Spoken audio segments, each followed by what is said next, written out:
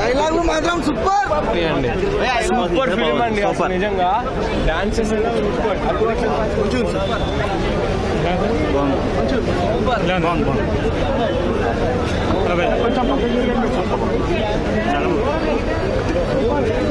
Super తీసాడు బండి.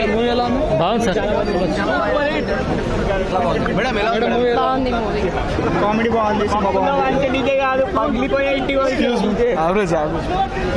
సరీష్ అన్న సెకండ్ హాఫ్ కూడా దారుణం అన్న. అసలు డిజాస్టర్. అసలు అట్రా బ్లాక్ భయ్యా.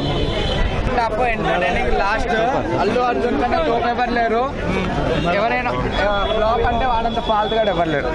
Super super super.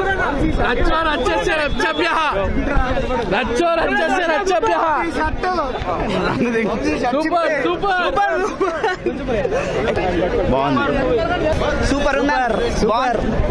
Allu Arjun Rao Ramesh action చాలా బాగుంది. అల్లు అర్జున్ రావు రమేష్ సుబ్బరాజ్ గురించి చూడాలి మూవీ మొత్తం.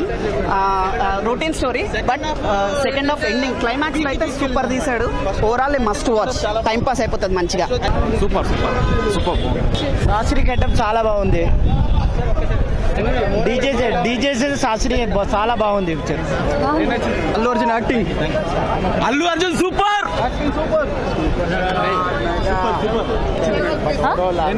Allu Arjun acting obviously. Highlights ఏంటి? అల్లు అర్జున్ బాగలేదు.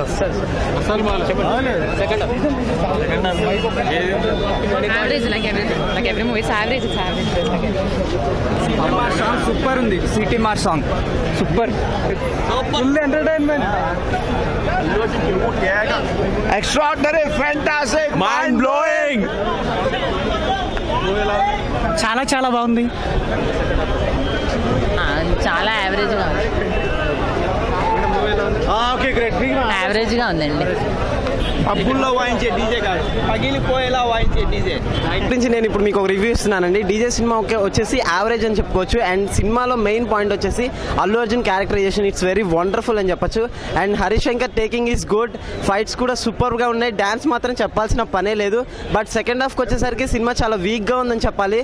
ఎందుకంటే సెకండ్ హాఫ్ లో అనుకున్నంతగా ఏం లేదు. ఫస్ట్ హాఫ్ లో కూల్ గా ఎంటర్టైన్మెంట్ గా స్టోరీ నడుస్తుంది. సెకండ్ హాఫ్కి వచ్చేసరికి కొన్ని మెయిన్ ఎలిమెంట్స్ తప్పితే ఎండింగ్ పాయింట్ వచ్చేసి చాలా వీక్ గా ఉంది. ఆ విషయంలో హరీష్ శంకర్ నాకు తెలిసి చాలా మైనస్ చేశాడు.